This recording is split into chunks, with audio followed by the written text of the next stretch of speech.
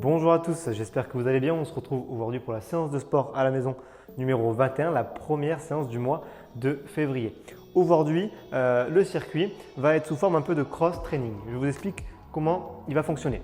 L'idée, c'est que vous allez devoir faire donc 4 exercices. Pour chacun exercice, vous ferez 60 répétitions, sauf pour le dernier qui est un peu plus cardio où vous en ferez 40, mais il y a la possibilité d'en faire 60 pour ceux qui veulent aussi sur le dernier exercice. Alors, en gros, vous allez partir en faisant des squats classiques que je vais vous montrer juste après comme d'habitude et vous allez devoir en faire 60 au bout d'une minute. Donc, il vous faudra un chrono. Imaginons qu'au bout d'une minute, vous ayez fait 30 squats classiques. Vous vous arrêtez et vous faites 30 secondes de gainage. Voilà, il y a marqué toutes les minutes faire 30 secondes de gainage.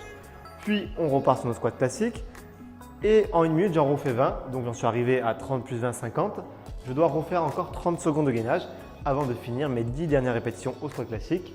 Puis, je passe au dips. Je fais le nombre de répétitions, par exemple, on va dire encore 10. Puis, j'arrive de nouveau à une minute de plus sur le chronomètre. Je refais 30 secondes de gainage. Donc, vous l'aurez compris, en fait, vous devez enchaîner les exercices. Dès que vous avez fini, vous passez à l'autre, puis à l'autre, puis à l'autre. Et à chaque fois que vous arrivez à une minute sur votre chronomètre, vous faites 30 secondes de gainage planche. Pour la récupération, c'est vous qui devez gérer. C'est-à-dire que si après avoir fait vos 30 secondes de gainage, vous avez besoin de 15 secondes avant de repartir sur vos exercices, prenez 15 secondes. Je vous laisse gérer complètement. Ça, vous pouvez adapter. Pour ceux qui pensent que c'est trop de faire 60 reps, vous pouvez en faire que 40 par exercice et là en faire que 20. Ce sera à mon avis un peu court quand même.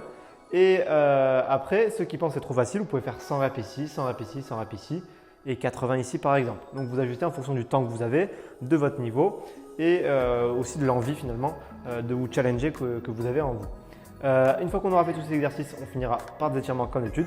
Donc je vais dès maintenant vous présenter les exercices.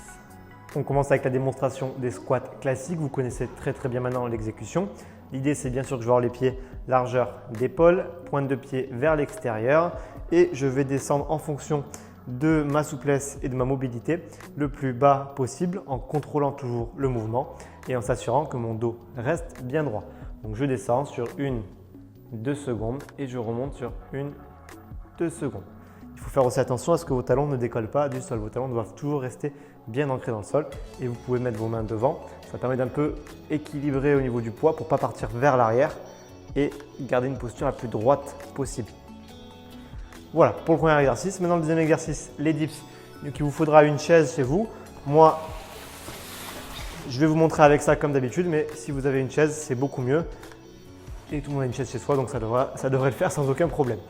Vous mettez vos mains aux extrémités, vous avancez un petit peu vos pieds. Je rappelle que plus on va avoir les pieds avancés, plus ça va être dur. Donc si j'ai mes pieds tendus, c'est très dur. Si j'ai mes pieds qui sont bien fléchis vers ma chaise, c'est beaucoup plus simple. J'ai les mains aux extrémités et là, je vais venir fléchir les bras de manière à descendre en gardant son dos droit et à arriver à former un angle droit au niveau du coude. Quand je suis ici, que j'ai l'angle droit au niveau du coude, je remonte et je redescends. Et encore une fois, je le rappelle, l'idée, c'est-à-dire que ce ne sont pas les épaules qui vont vers l'avant pour descendre les bras, mais c'est vraiment mes fesses et au niveau du bassin qui descendent vers le bas. C'est là où vous aurez le meilleur travail pour les triceps, les pectoraux et les épaules en même temps. Donc après avoir fait ces dips, vous reviendrez sur des squats, mais on fera des squats sumo pour travailler les adducteurs, où vous allez prendre une largeur bien plus large au niveau de vos pieds, bien plus large que sur des squats classiques. Donc on écarte un maximum, on va dire qu'on prend entre 20 et 30 cm de plus que la largeur de son bassin au minimum. Et on va pareil, mettre les pointes de pied vers l'extérieur et descendre le plus bas possible, sachant que normalement on devrait descendre un peu moins bas vu qu'on est limité avec cette amplitude. Et vous devriez sentir à l'intérieur des cuisses que ça travaille énormément.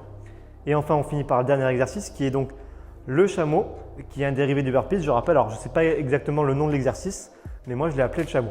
Donc l'idée, c'est que je viens ici en gardant les pieds tendus, poser les mains au sol, avancer vers l'avant. Et quand je suis arrivé au bout, c'est-à-dire les épaules dans l'alignement avec le bassin et la cheville, je reviens vers l'arrière et j'effectue un saut. Donc je m'avance vers l'avant et je reviens en arrière. Et j'effectue le saut.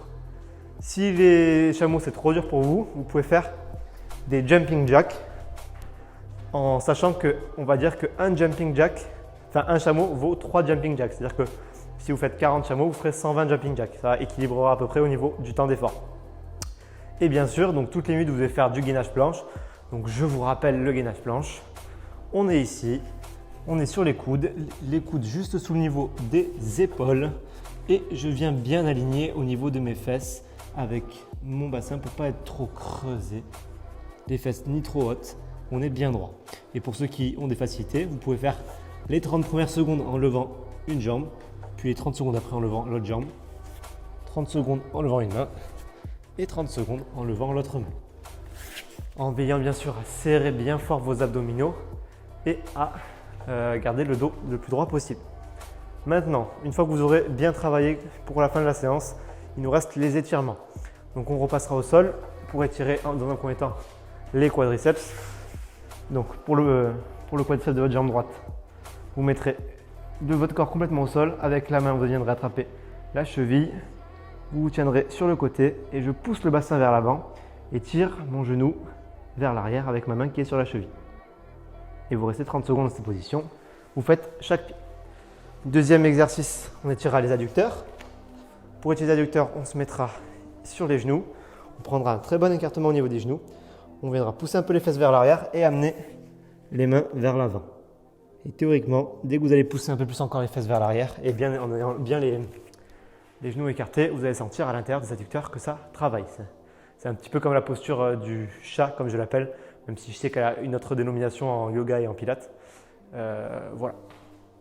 Et en fin dernier étirement, on se mettra debout comme on a fait des dips, on travaillera un peu au niveau des triceps, on étirera au niveau des triceps. Donc je mettrai une main au-dessus et je viendrai attraper avec la main opposée et je ramènerai en tirant sur le coude, en restant bien droit. Et vous devriez sentir un étirement. Voilà, on a donc fini pour l'explication de tous les exercices. Maintenant, il ne me reste plus qu'à vous souhaiter bon courage pour la séance et on se retrouvera donc jeudi pour une nouvelle vidéo. Ciao tout le monde et à la prochaine.